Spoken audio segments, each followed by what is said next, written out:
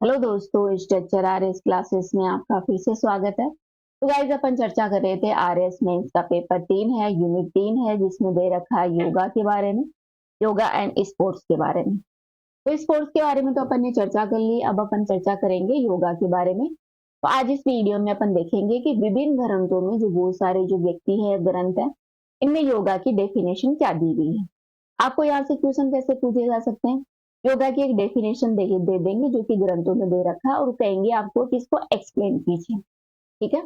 तो सबसे पहले अपन जानेंगे कि जो योग सूत्र है जिसे महर्षि पतंजलि ने लिखा था, इसमें योग की क्या कुछ डेफिनेशन दी गई है।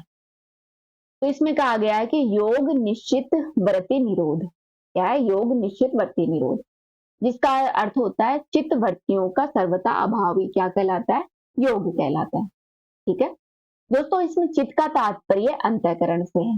ज्ञानेंद्रियों द्वारा जब विषय को ग्रहण किया जाता है, इस ज्ञानेंद्रियों द्वारा अर्जित ज्ञान को मन आत्मा तक पहुंचाता है। ज्ञानेंद्रिया क्या करती है? जो भी अपन ज्ञान अर्जित करते हैं उसको मन और आत्मा तक पहुंचाता है। आत्मा उसे क्या करती है? साक्षी भाव से देखता है और उसे आगे बढ़ावा देता है। इस संपूर्ण क्रिया को गाइस भर्ती कहते हैं।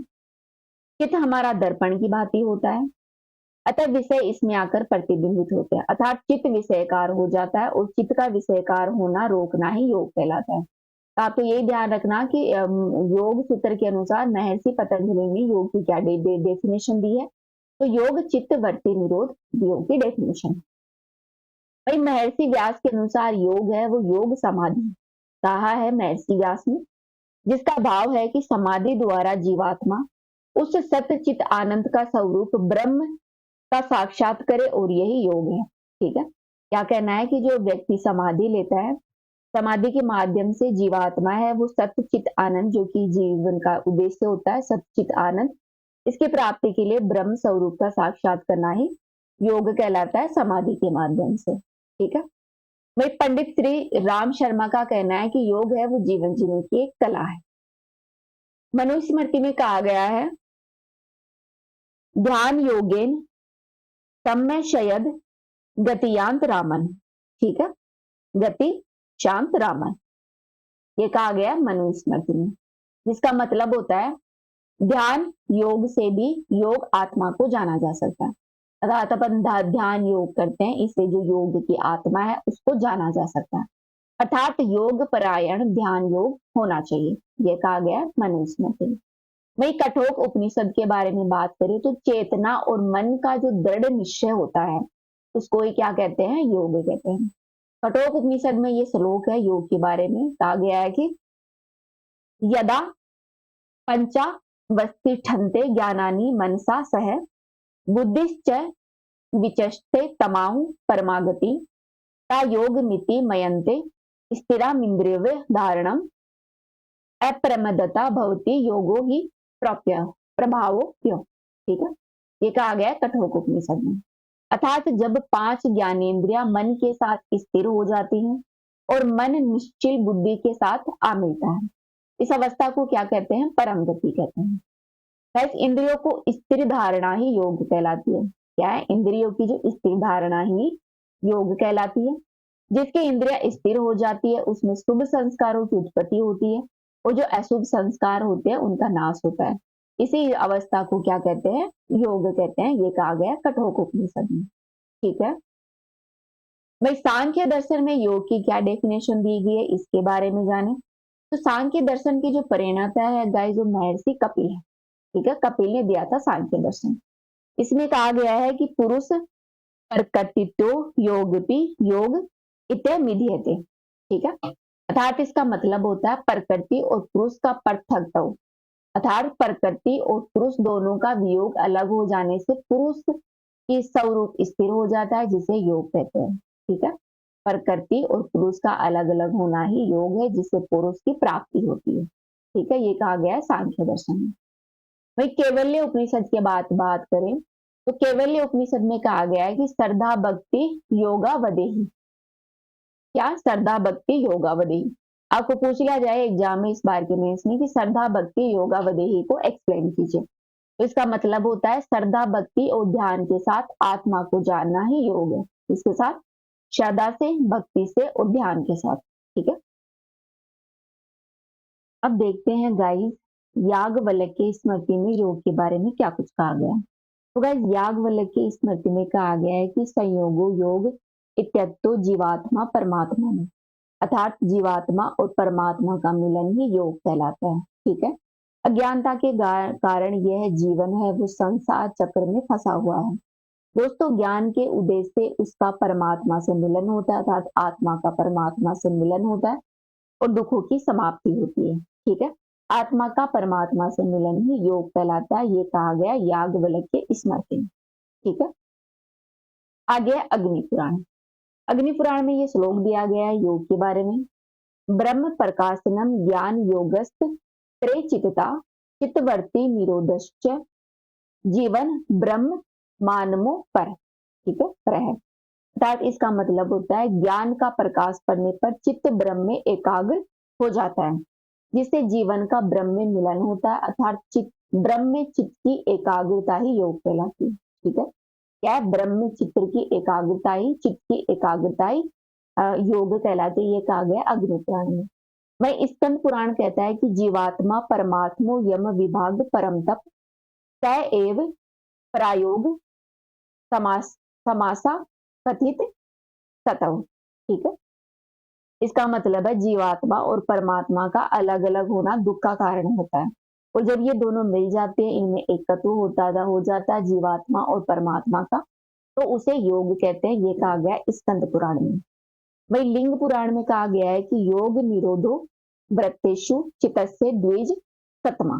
क्या है, योग निरोधो वृत्तेषु चित्तस्य द्विज सतमा। पूछ लिया जाए इसके बारे में एक्सप्लेन कीजिए, तो आप एक्सप्लेन कैसे करेंगे, ये लिख दीजिएगा कि चित्त के सभी वृत्तियों का निरोध हो जाना, उसे पूर्ण समाप्त कर देना ही योग है। ठीक है, उसे ही परम गति अर्थात ब्रह्मा की प्राप्ति होती है। क्या करना है, चित्त की वृत्तियों का निरोध करना ही योग कहलाता है। ठीक है, वही अब देखते हैं भगवत गीता के अनुसार। It is very important, Bhagavad Gita के अनुसार पूछा जा सकता है, जैसे कि पिछले एग्जाम में पूछा गया था कि योग कुशलम कौशलम को एक्सप्लेन कीजिए। ठीक है, तो भगवत गीता में योग के बारे में क्या कहा गया है, योगस्त कुरु कर्माणि संगत्य तत्वा धनज्य सिद्धे सिद्धो तमो भूतवा समत्व योग उच्यते। अर्थात योग में स्थिर होकर कर्म फल का त्याग कर सिद्ध असिद्ध में सम होकर कर्मों को कर, यही समता योग कहलाती है। ठीक है, तो कर्म करते रहना ही एक तरह का योग है। बुद्धि युक्तो जहां है उभय सुकृत दुष्कृते तस्यादोम युजस्व योग कुसुम कौशलम। इसका मतलब है कर्मों में कुशलता का नाम ही योग कहलाता है।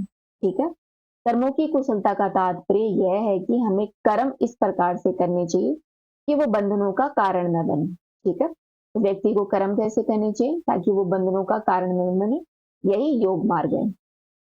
इसके अलावा तय विद्या दुख संयोग वियोग योग संगीतमय तय निश्चय योगतव्यो योगो निर्वीण चेतसा। इसका मतलब है उस योग को उत्साह श्रद्धा देह से समाहित चित्त निश्चय पूर्वक करना चाहिए, इसे दुख रूप संसार के संयोग से रहित है, वह योग। ठीक है, योगी भगवत गीता के अनुसार योग की डेफिनेशन। अब देख लेते हैं विशेषिक दर्शन। दोस्तों विशेषिक दर्शन में कहा गया है कि तदनारंभ आत्मस्य मनसी शरीर से दुखाभाव संयोग। ठीक है, क्या है, तदनारंभ आत्मस्य मनसी शरीर से दुखाभाव संयोग। इसका मतलब है मन आत्मा में स्थिर होकर, अनारंभ ही योग अर्थात मन का आत्मा में स्थिर हो जाना, जो अपना मन है वो इधर उधर भगता रहता है, इसका आत्मा में स्थिर हो जाना ही योग कहलाता है। ठीक है, महा-उपनिषद में कहा गया है कि मनों के संयोगों पर नियंत्रण करना, मन के जो संवेग है, मन की जो भावनाएं हैं, उन पर नियंत्रण करना ही योग है। महर्षि अरविंद कहते हैं कि जीवन को बिना खोए भगवान की प्राप्ति करना योग है। स्वामी विवेकानंद का कहना है कि जो प्राचीन आर्य ग्रंथ है उनका अध्ययन करना ही एक तरीके का योग है। ठीक है, वही सिख धर्म का एक ग्रंथ है गुरु ग्रंथ साहिब, इसमें कहा गया है कि निस्वार्थ भाव से कर्म करना, सच्चे धर्म का पालन करना ही वास्तविक योग है।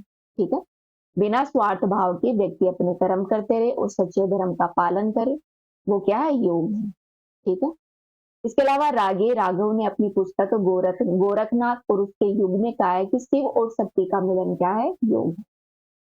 भाई योग वशिष्ठ के अनुसार योग की परिभाषा देखें तो संसार सागर से पार होने की युक्ति योग है। जो ये संसार है, संसार नामक सागर है, इस युक्ति से पार हो जाना ही योग कहलाता है। महर्षि वशिष्ठ का कथन है कि योग के द्वारा मनुष्य अपने वास्तविक स्वरूप सतचित आनंद का अनुभव करता है। तो मनुष्य का वास्तविक स्वरूप क्या है? सत्य, चित्त और आनंद। इसको प्राप्त करना ही योग है। ठीक है। वही लास्ट में देखते हैं महा उपनिषद। महा उपनिषद में कहा गया है कि मन परसम नोपायो योग इत्या विधीयते। अर्थात इसका मतलब है कि मन के प्रशमन का उपाय ही योग है। मन का प्रशमन मतलब होता है मन का रम जाना, मन का स्थित हो जाना ही योग कहलाता है। तो अपना मन है वो इधर उधर भटकता रहता है, इसको स्थिर कर देना ही क्या कहलाता है? योग कहलाता है। ठीक है। तो ये अपने देखिए योग की विभिन्न डेफिनेशन जो कि अलग अलग जगह अलग अलग रूपों में दे रखी है। ठीक है। तो गाइस अभी इतना ही। अब नेक्स्ट वीडियो में अपन चर्चा करेंगे योग ग्रंथों के बारे में। तो अभी के लिए इतना ही। Thank you.